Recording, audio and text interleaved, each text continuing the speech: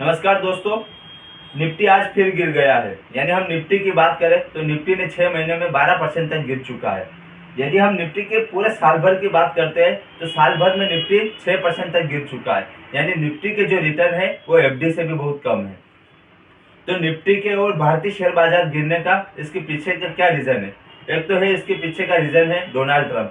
यहाँ पर हम भारतीय शेयर बाजार के गिरने के कुछ रीजन्स को जानते हैं। यदि आप शेयर मार्केट में ट्रेड करते हो तो आपके लिए ये वीडियो बहुत खास है। आपको बहुत इसको समझना बहुत ज़रूरी है कि मार्केट कैसे गिर रहा है। देखिए, मार्केट के गिरने के ग्लोबल टेंशंस। देखिए, जब से अमेरिका में डोनाल्ड ट्रंप चुनाव जीते तब से मार्केट गिर ही रहा है। लेकिन डोनाल्ड ट्रंप के जीतने के ऊपर ये उम्मीद लगाई जा रही थी कि डोनाल्ड ट्रंप एक बिजनेसमैन है, मार्केट में कुछ अच्छा सुधार करेंगे।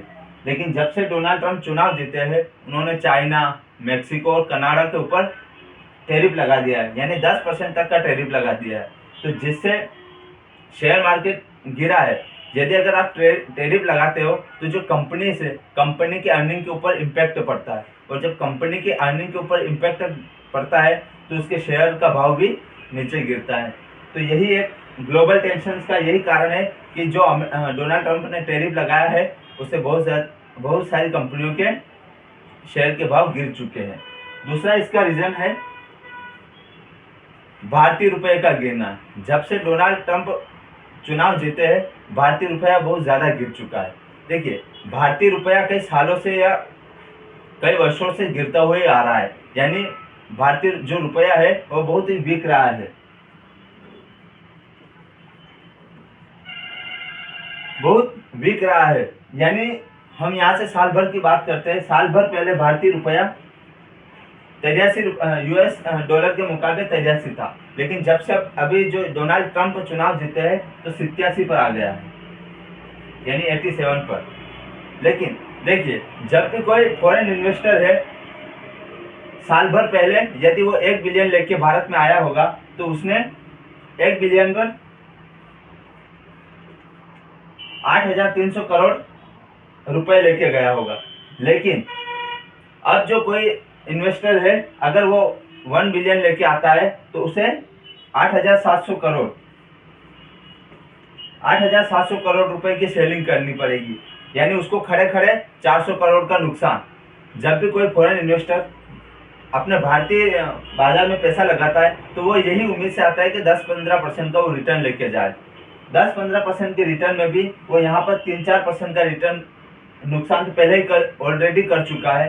तो अगर उनको ये डर है कि भारतीय रुपया 83 से 87 पर आया है, यानी भारतीय रुपया और भी ज़्यादा गिर सकता है, इसलिए जो फॉरेन इन्वेस्टर है वो भारतीय ग्लोबल मार्केट में यानी भारतीय मार्केट में पैसा नहीं लगा रहे हैं। तो यही एक कारण है कि जो भारतीय जो रुपया है वो बहुत ज़्यादा गिर रहा है, यानी बहुत ज़्यादा वीक हो रहा है। तीसरा है इसका रीज़न FII, यानी foreign institute investors. Foreign institute investor है 2.7 लाख करोड़ का। 2.7 लाख करोड़ की सेलिंग कर चुके हैं। जो हमारे फॉरेन इन्वेस्टर्स है उन्होंने भारतीय बाजार में 2.7 लाख करोड़ का सेलिंग कर चुके हैं, यानी भारत में उनका। तो यही कारण है कि जो हमारा भारतीय शेयर बाजार है वो बहुत ज़्यादा गिर रहा है। एक और इसका रीज़न है चौथा Q4, यानी जो हमारी भारतीय कंपनियां होती है उनके Q3 के बाद जो रिजल्ट आते हैं वो रिजल्ट काफ़ी ख़राब आए। जैसे फार्मा हो गए, ऑटो सेक्टर की जो कंपनियां हो गई, फार्मा की में उनके जो रिटर्न है काफ़ी ख़राब आए हैं। और जो हमारे फार्मा की और जो ऑटो के बिजनेस जो आते हैं उनके जो वो US से ही चलते हैं।